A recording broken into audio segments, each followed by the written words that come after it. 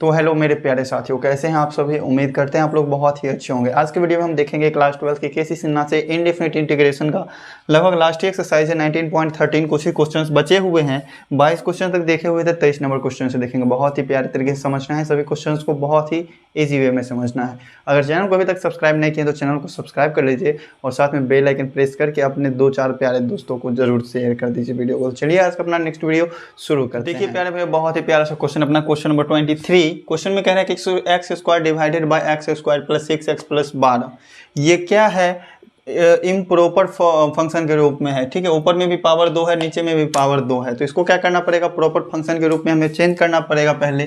तो नीचे वाले से अब ऊपर वाले में भाग दो। क्या चीज़ से भाग देंगे, x square plus 6x plus 12 से भाग देंगे ऊपर वाला में, तो क्या आएगा देखो, 1 से कटेगा, 1 से लगाएंगे भाग तो एक्स स्क्वायर प्लस 6x और प्लस 12 हो जाएगा। ठीक है, घटाने में क्या करते हैं, चिन्ह सभी का चेंज होता है। तो ये एक्स स्क्वायर से एक्स स्क्वायर कैंसिल हो गया, बच गया क्या, तो माइनस 6x माइनस 12 ये बचा ना। तो इसको हम क्या लिख सकते हैं, एक और माइनस इस दोनों में से कॉमन ले लेते हैं। ऊपर में हम 6x प्लस 12 लिख दिए और बट्टा में ये लिखा जाएगा x square plus 6x plus 12 इस तरीके से। ठीक है, तो इस तरीके से आप इस पूरे फॉर्म को, पूरे टर्म को लिख सकते हैं। तो क्या हो जाएगा, इंटीग्रल ऑफ, ये क्या हो जाएगा 1 माइनस 6x प्लस 12 और divided by x square plus 6x plus 12 होगा। इंटीग्रल किसके सापेक्ष, x के सापेक्ष। बहुत ही प्यारा सा क्वेश्चन है, बहुत ही इजी वे में समझना है। ठीक है, ज़्यादा इसमें कुछ लगने वाला नहीं है। इंटीग्रल बाय पार्शियल फ्रैक्शन का यूज़ करना था, लेकिन मेरे ख्याल से इसमें नहीं होने वाला है। ठीक है, तो देखिएगा इसको हम अलग अलग कर सकते हैं। क्या चीज़ अलग अलग कर सकते हैं, तो देखते हैं। तो क्या हो जाएगा, इंटीग्रल ऑफ 1 है ना, इसको अलग कर लेते हैं। 1 का इंटीग्रल किसके सापेक्ष, x के सापेक्ष, बच गया माइनस इंटीग्रल ऑफ, देखिएगा इस दोनों में से कुछ कॉमन आ रहा है क्या, 3 कॉमन आ रहा है। ठीक है, तो हम 3 कॉमन बाहर में ले लेते हैं। ठीक है, तो इस दोनों में से यदि हम 3 कॉमन ले लेते हैं बाहर में, तो अंदर में बचेगा 2x और प्लस 4, इस तरीके से बच जाएगा। 3 दूनी 6x और 3 चौका 12, इस तरीके से बच गया। नीचे में है x square plus 6x plus 12, integral किसके सापेक्ष, x के सापेक्ष। यहाँ तक समझने में कोई दिक्कत नहीं है। अब देखो नीचे में है x square plus 6x plus 12, constant का इंटीग्रल 0 होता है, ये तो आपको पता ही है। तो इस दोनों का इंटीग्रल, इस पूरे टर्म का इंटीग्रल क्या हो जाएगा, एक्स स्क्वायर का इंटीग्रल हो जाएगा 2x और 6x का इंटीग्रल क्या हो जाएगा 6। क्या ऊपर में 2x प्लस 6 लाया जा सकता है कि नहीं, बिल्कुल लाया जा सकता है। तो देखिएगा यहाँ से 1 का इंटीग्रल x के सापेक्ष क्या हो जाएगा, x हो जाएगा माइनस 3 इंटीग्रल ऑफ, इसको हम किस तरीके से लिख लेते हैं, 2x प्लस 6 लिख लेते हैं। तो इसमें से क्या करना पड़ेगा, हमको 2 घटाना पड़ेगा, तभी तो 2x प्लस 4 आएगा ना। 2x प्लस 6 नीचे वाले का डेरिवेटिव लिख लिए और उसके बाद -2 कर दिए, तो ऊपर वाला फॉर्म के बराबर आ गया। तो इसको हमने चेंज कर लिया इसमें। अब नीचे वाले को ऐसे ही ज्यों का त्यों लिख देना, x square plus 6x plus 12, integral किसके सापेक्ष, x के सापेक्ष। अब इस दोनों टर्म को हम करेंगे अलग अलग। ठीक है, तो 1 का इंटीग्रल x के सापेक्ष x ही था, माइनस इस दोनों टर्म को अलग करेंगे तो 3 कांस्टेंट है, दोनों में रहेगा।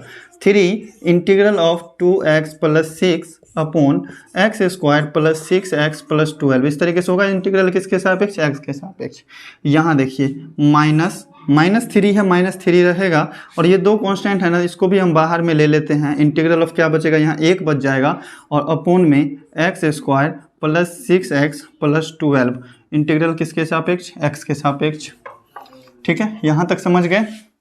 अब देखिए x माइनस 3 और देखिए नीचे में अगर इस पूरे टर्म को हम z मानते हैं तो ऊपर में क्या है, dz अवेलेबल है, तो इसका इंटीग्रल क्या हो जाएगा, 1/z वाला का हो जाएगा। तो ये हो जाएगा 3 log ऑफ मोड ऑफ नीचे वाला term x square plus 6x plus 12, ये हो जाएगा। और माइनस 3 दूनी कितना होता है 6 और इंटीग्रल ऑफ 1 अपॉन में, इसको देखिए, इसको एक्स स्क्वायर लिख सकते हैं प्लस इसको 2ab पूरा करना है, तो 2 और a का मान है x और कितना से गुना किया जाए जिससे कि 6x पूरा हो जाए। तो b की जगह पर यदि हम 3 रखते हैं तब यहाँ पे 6x पूरा हो रहा है और प्लस में b स्क्वायर भी लेना पड़ेगा, तो 3 का स्क्वायर ले लेते हैं, मतलब 9 लिए हैं हम।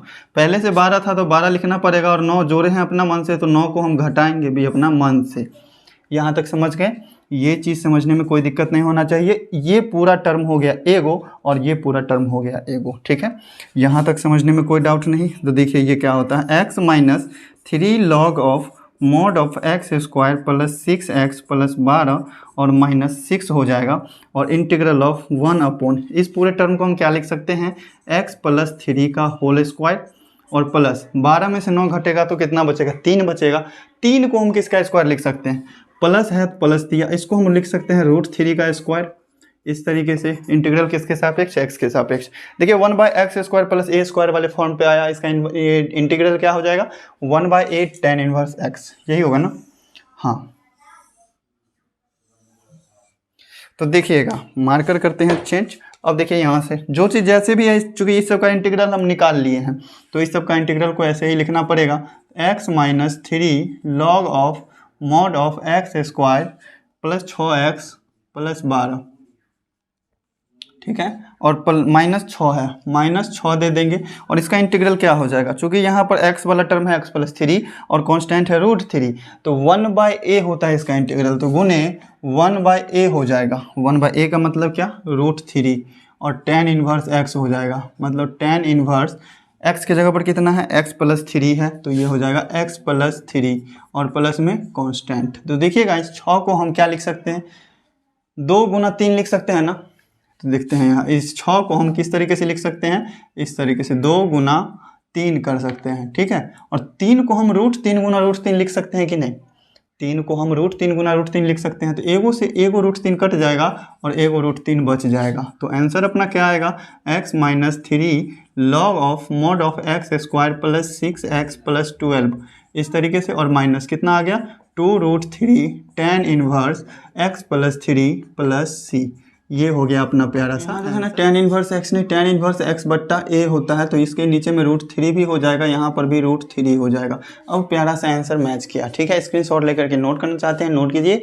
फिर बढ़ते हैं अपने नेक्स्ट क्वेश्चन, क्वेश्चन नंबर 24। तो देखिएगा प्यारे भाई अपना क्वेश्चन नंबर 24 भी है, बहुत ही प्यारा सा। इस क्वेश्चन में जो है 24 नंबर क्वेश्चन में, इसमें cos x की जगह पर आप लोग क्या मानेंगे, y मानेंगे, कुछ पल के लिए, कुछ क्षणों के लिए, ठीक है। यहाँ पर हम कुछ देर के लिए मान लेते हैं क्या चीज़, cos x को मान लेते हैं y, यहाँ पर डेरिवेटिव नहीं मानना है, y बराबर cos x मान लिए तो क्या हो जाएगा, integral of 1 minus y upon cos x की जगह पर रखेंगे y और इंटू में क्या हो जाएगा 1 प्लस वाई, ठीक है। और यहाँ पर dx ही रहेगा, चूंकि हम इसका डेरिवेटिव नहीं माने हैं अभी, ठीक है। तो देखिएगा यहाँ से इस वाले टर्म को हम क्या करेंगे, अब इस पूरे वाले टर्म को पार्शियल फ्रैक्शन के लिए मानेंगे और ए बी का मान ज्ञात करेंगे, इसको पार्शियल फ्रैक्शन के रूप में तोड़ेंगे। तो क्या करेंगे, मानते हैं यहाँ से, माना क्या चीज़ माने हैं, तो 1 minus y upon y into 1 और प्लस वाई, इसको मान लेते हैं a बट्टा पहला वाला फ्रैक्शन मतलब y और प्लस b बट्टा दूसरा वाला फ्रैक्शन 1 प्लस वाई, ठीक है। इस तरीके से अब इसका अगर एलसीएम हम करते हैं तो नीचे वाला तो कैंसिल ही हो जाएगा, बचेगा ऊपर में 1 और माइनस में y बराबर a से गुना हो जाएगा किस में, 1 प्लस वाई में और प्लस बी वाई हो जाएगा, ठीक है। तो यहाँ से आप क्या कर सकते हैं, a और b का मान ज्ञात कर सकते हैं, किस तरीके से, तो आप इसमें गुणांकों का भी तुलना कर सकते हैं और गुणांकों का तुलना करके भी बना सकते हैं, ए बी का वैल्यू रख के भी बना सकते हैं। देखिएगा अगर आपको a का मान चाहिए तो b को 0 के बराबर करना पड़ेगा, तो b को 0 के बराबर करने के लिए क्या करना पड़ेगा आपको, यदि y बराबर रखना होगा 0 तो आपका क्या वैल्यू आ जाएगा, यहाँ 0 रखेंगे तो a बराबर आ जाएगा 1, ठीक है। a का वैल्यू आ जाएगा 1, चूंकि 1 प्लस 0 0 ही होगा, यहाँ a बच जाएगा, यहाँ 1 बच जाएगा, a का वैल्यू 1। अगर आपको b का मान चाहिए तो a का मान क्या रखना, y का मान क्या रखना पड़ेगा, -1, तभी तो a 0 होगा ना। तो y बराबर क्या रखते हैं, -1। तो देखिएगा इसको -1 तो ये तो 0 हो गया, यहाँ क्या बचेगा, माइनस b बचेगा और इधर क्या बचेगा, 1 में से घटाएंगे -1 तो जुड़ जाएगा ना। तो b का मान क्या आ गया, -2 आ गया। तो b का मान क्या आया, -2। यहाँ तक समझने में किसी भी प्रकार का डाउट नहीं होगा, उम्मीद करते हैं। तो इसको हम किए क्लीन। अब देखिए a और b का मान निकल गया ना, ये पूरा टर्म को हम माने ये वाला चीज़, तो अब इसके जगह पर हम रख देते हैं नाउ, ठीक है। इस पूरे टर्म को, ये जो पूरा टर्म था इसको हमने माना ये चीज़, और a और b का वैल्यू रख देंगे। तो इंटीग्रल ऑफ क्या हो जाएगा, a का मान है 1 तो ये हो जाएगा 1 बट्टा वाई और प्लस b का मान कितना है, -2 है, तो यहाँ पर हम डायरेक्ट माइनस रख लेते हैं, यहाँ 2 रख लेते हैं और बट्टा में क्या है 1 प्लस वाई, और इंटीग्रल किसके सापेक्ष है, तो x के ही सापेक्ष है, ठीक है। तो देखिए यहाँ से क्या हो जाता है, y का मान अब हम रख देते हैं cos x, integral of 1 divided by cos x और minus 2 divided by 1 plus cos x. अब इसका इंटीग्रल आपको क्या करना है, एक्स के सापेक्ष ज्ञात करना है। हमने क्या किया था, बस आंशिक भिन्न के रूप में लाने के लिए ए और बी के मान को लाने के लिए हमने इस क्वेश्चन में किया y मान लिए उसको, फिर तो इंटीग्रेशन ज्ञात करने से पहले ही y का मान है कॉस एक्स रख दिए, कोई फर्क नहीं है यहाँ से। तो देखिएगा अब इसको अलग अलग यदि हम करते हैं तो इंटीग्रल ऑफ क्या हो जाएगा 1 बाई कॉस एक्स, मतलब 1 बाई कॉस एक्स को हम सेक एक्स लिख सकते हैं ना। इसका इंटीग्रल किसके सापेक्ष, एक्स के सापेक्ष, और माइनस इसमें 2 कांस्टेंट है तो अब बाहर निकाल लो। इंटीग्रल ऑफ नीचे में क्या बच रहा है 1 प्लस कॉस एक्स, इंटीग्रल किसके सापेक्ष, एक्स के सापेक्ष, यही है। तो देखिएगा 1 प्लस कॉस 2a बराबर क्या होता है 2 कॉस स्क्वायर a होता है, ठीक है। तो 1 प्लस कॉस एक्स है, इसका मतलब ये क्या हो जाएगा, तो ये हो जाएगा 2 कॉस स्क्वायर एक्स बट्टा 2 हो जाएगा, ठीक है। तो सेक एक्स का इंटीग्रल क्या होता है sec x plus tan x, इसका होता है इंटीग्रल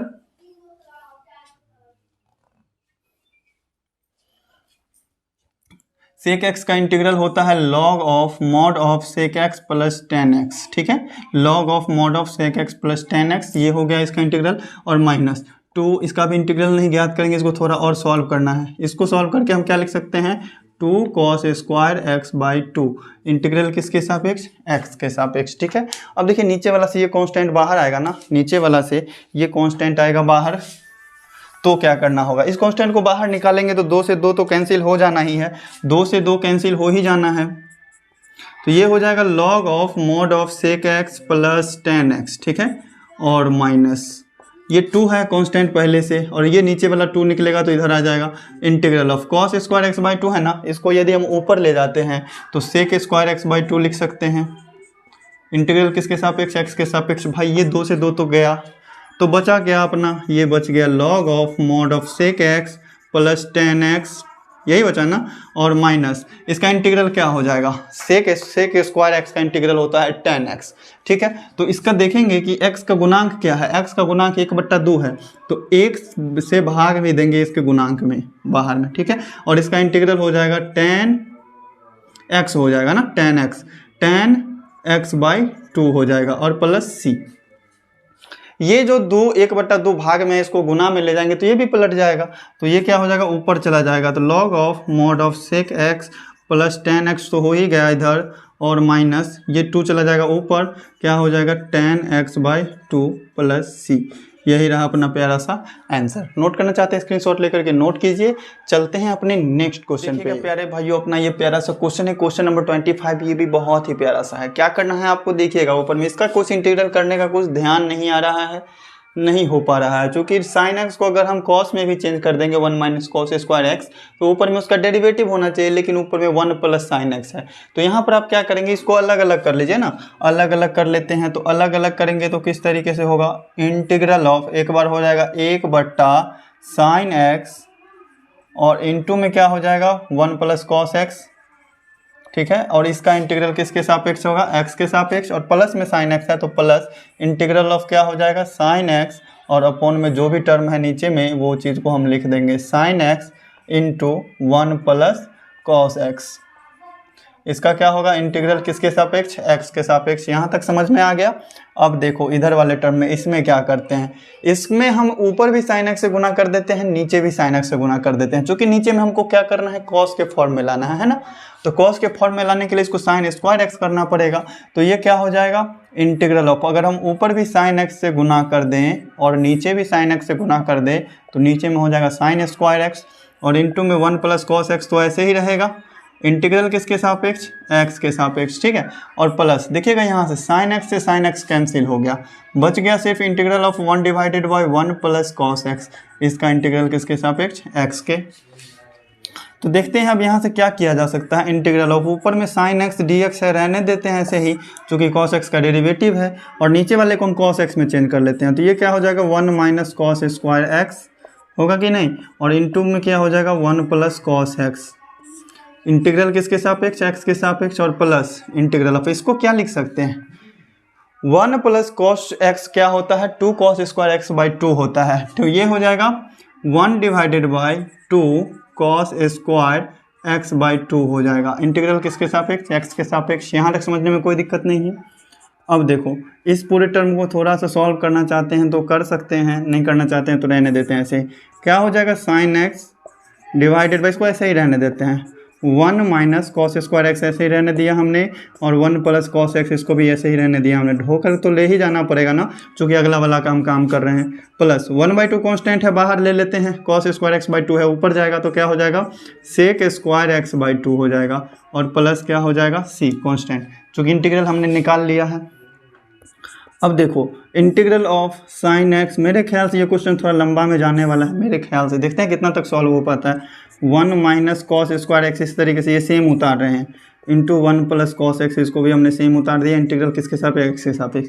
इसका इंटीग्रेशन होगा क्या, इसका इंटीग्रेशन हो जाएगा प्लस 1/2 कॉन्स्टेंट है रहेगा, इसमें x का गुणांक है 1/2, तो 1/2 से भाग भी देंगे, और 1/2 से भाग देंगे तो वो पलट कर फिर गुना में 2 ही हो जाना है। इसका क्या हो जाएगा, tan x बाई 2 और प्लस सी हो जाएगा। देखिएगा 2 से 2 कट रहा है, tan x बाई 2 प्लस सी बच रहा है, तो देखिएगा integral of sine x upon 1 minus cos square x बच गया, और इंटू 1 प्लस कॉस एक्स बच गया। इसी तरीके से जैसे था वैसे लिख दिया हमने, और प्लस क्या हो जाएगा, tan x बाई 2 और प्लस सी। आंसर यहाँ पे नहीं छोड़ना है, चूँकि इस भाग का इंटीग्रेशन हमें नहीं ज्ञात हुआ है, तो इसके लिए हम इसको पार्शियल फ्रैक्शन के तौर पे मानेंगे। इसको क्या मानेंगे, माना cos x बराबर मान लेते हैं y किसको मान लेते हैं, cos x को, तो इसका डेरिवेटिव dy क्या हो जाएगा, माइनस साइन एक्स dx हो जाएगा।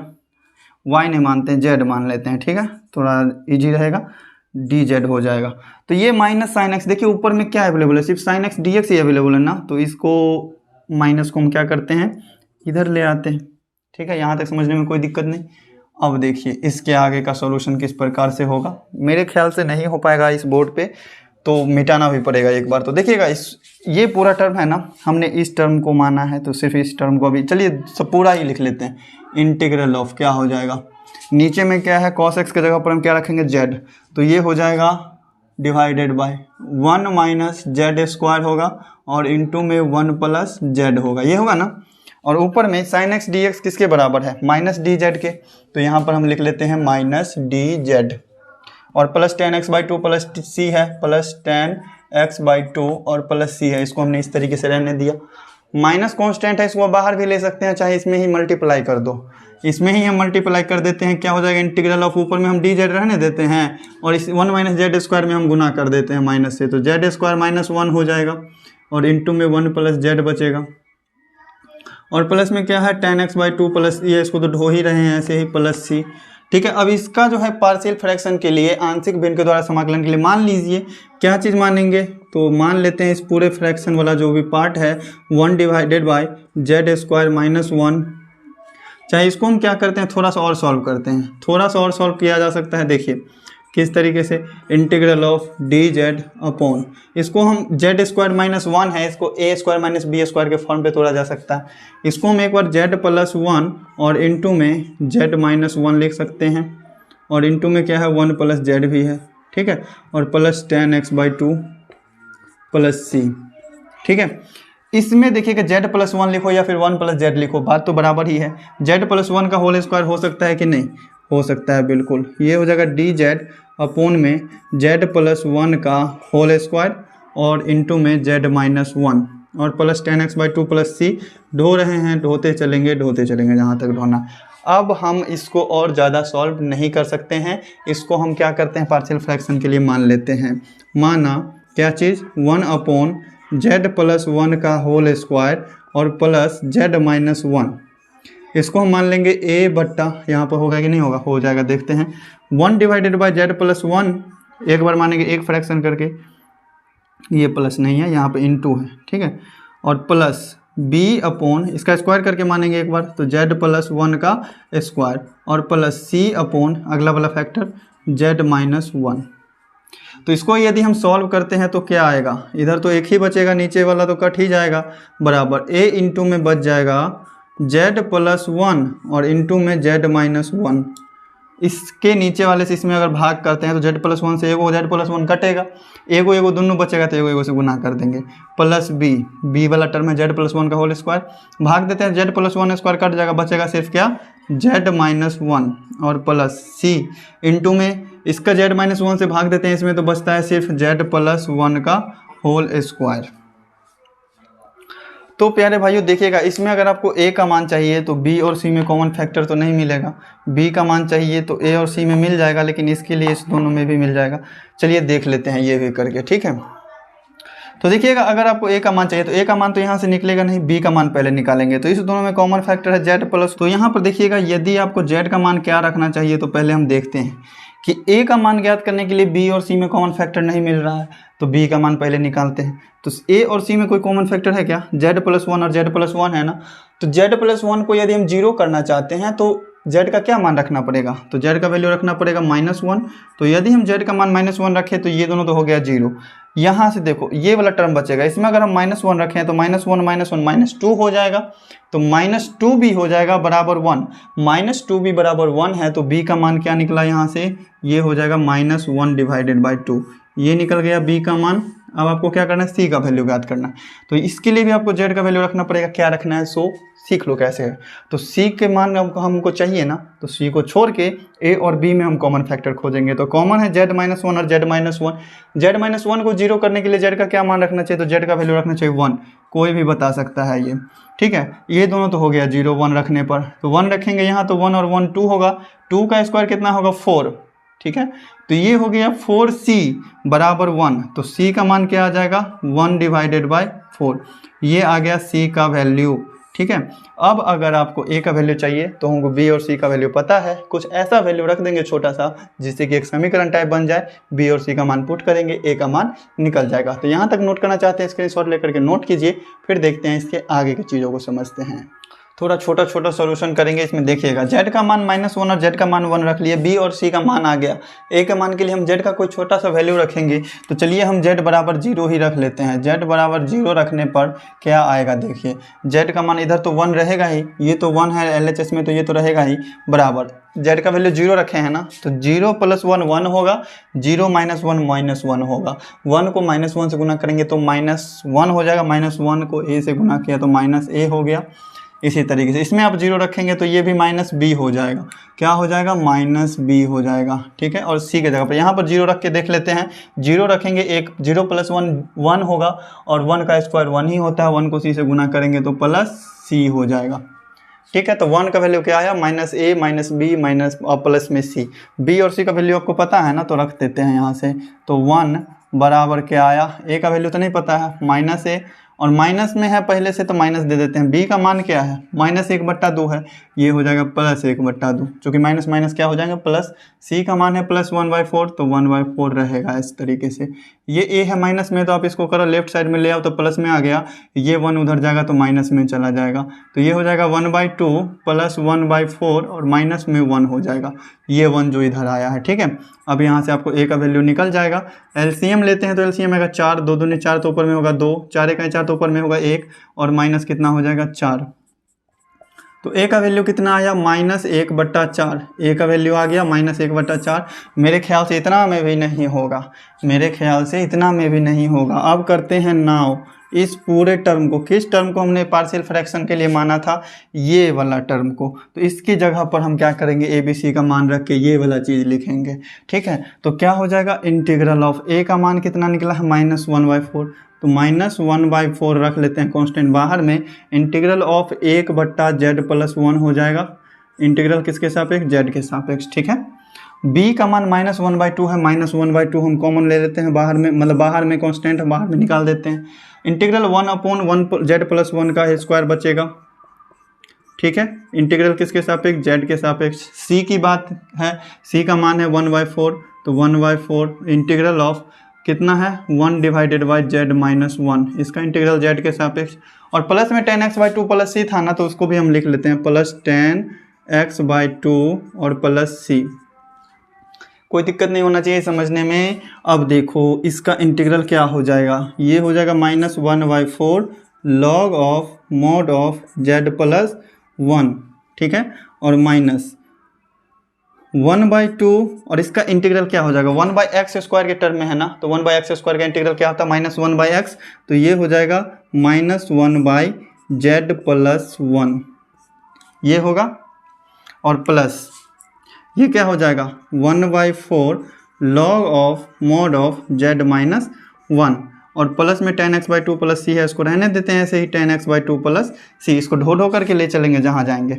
देखिएगा 1/4 z log z-1, 1/4 log z-1, यहाँ से 1/4 कॉमन आ रहा है ना, तो 1/4 क्या करते हैं हम, छोटा सा 1/4 कॉमन ले लेते हैं, ये क्या हो जाएगा log of x minus log of y, log of x बट्टा y लिख सकते हैं, तो log of mod of z-1 और बट्टा z+1 इस तरीके से हम लिख देते हैं, और माइनस माइनस क्या हो जाएगा प्लस 1/2 इंटू z+1, और प्लस में देखिए अब जगह थोड़ा कम हो गया, tan x/2 प्लस सी, जगह कम नहीं हुआ है, जगह का बचत हो गया, इस दोनों को हमने क्या किया, एक जगह कर लिया है।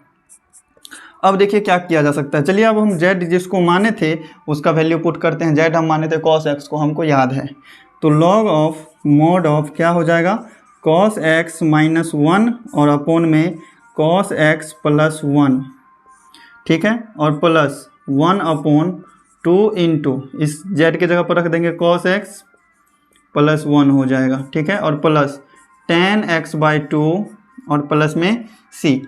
इस क्वेश्चन में ये तो बहुत ही लंबा क्वेश्चन हो गया, ठीक है, कोई दिक्कत नहीं है यहाँ तक में। देखिएगा मॉड के अंदर अगर नेगेटिव नंबर भी होता है तो उसका वैल्यू पॉजिटिव ही होता है बाहर आके, तो मॉड के अंदर हम इसको माइनस में चेंज कर सकते हैं, कोई दिक्कत नहीं है। तो 1/4 क्या हो जाएगा log of mod of cos x - 1 है ना, तो इसको 1 - cos x भी लिख देंगे, तो कोई बात नहीं है, माइनस कॉमन लेंगे, मॉड से बाहर निकलेगा तो प्लस में आ ही जाएगा। नीचे में क्या होगा cos x + 1, ठीक है, और प्लस 1 + cos x क्या लिख सकते हैं, इसको हम cos x + 1 है ना, इसको देखिए सही फॉर्म पे ले आते हैं, इसको 1 + cos x लिख देंगे तो कोई दिक्कत है, cos x + 1 रहे चाहे 1 + cos x रहे कोई दिक्कत नहीं है। यहाँ भी आप इसको 1 + cos x लिख सकते हैं, यहाँ पे भी आप इसको 1 + cos x लिख सकते हैं, फॉर्मूला पे सही मतलब सही रूप में आ जाएगा, वैसे तो चेंज वैसे भी कर सकते हैं। तो 1/2 तो है ही, इसको आप इस तरीके से लिखो, 1/2 कांस्टेंट अलग है तो इसको अलग रहने दो, और ये 1 + cos x है, इसको क्या लिख सकते हैं 1/2 cos स्क्वायर x/2 लिखा जा सकता है कि नहीं, और plus tan x/2 plus c लिखा जा सकता है कि नहीं। यहाँ तक समझने में कोई दिक्कत है, कोई दिक्कत नहीं, कोई प्रॉब्लम नहीं, तो यहाँ तक समझ लीजिए। ये दोनों 1/2 है, यहाँ भी 1/2, ये दोनों गुना को 1/4 लिखा जाएगा। तो ये रहा थोड़ा सा आगे का सॉल्यूशन, इसको भी नोट कीजिए स्क्रीनशॉट लेकर के, फिर देखते हैं इसके आगे के चीज़ों को। तो हो गया है क्लीन, अब देखेंगे इसके आगे के चीज़ों को। बहुत ही प्यारा सा क्वेश्चन था, थोड़ा लॉन्ग में चला गया, कोई दिक्कत वाली बात नहीं है। 1/4 log of mod of 1 - cos x को आप 2 sin स्क्वायर x/2 लिख सकते हैं, फॉर्मूला है, ठीक है।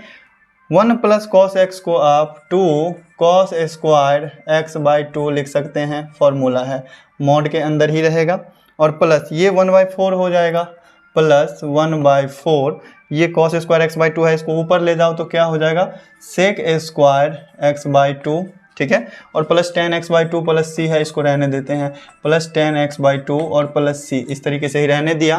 तो देखिएगा प्यारे भाइयों क्या होता है, सॉरी ये 4 नहीं, ये 2 और ये 2 हो रहा है कैंसिल, ठीक है। अब sin स्क्वायर x/2 और cos स्क्वायर x/2 बट्टा में इसको क्या लिख सकते हैं, तो ये हो जाएगा 1/4 log ऑफ mod ऑफ, इसको हम सीधे से tan स्क्वायर x/2 लिख सकते हैं कि नहीं, sin बाई cos क्या होता है tan होता है, और प्लस 1/4 sec स्क्वायर x/2 है, इस तरीके से रहने दिया, plus tan x/2 plus c है, ठीक है। मार्कर कहीं के भी खत्म हो रहा है, दिख रहा है कि नहीं, पूरा दिख रहा है। तो देखिएगा यहाँ से लॉग के जो भी मतलब उसका जो आर्गूमेंट है, इसका जो पावर है, इसको अगर हम गुना में लाते हैं तो इधर गुना में चलाएगा, जो भी पावर रहता है लॉग वाले का वो गुना में आ जाता है।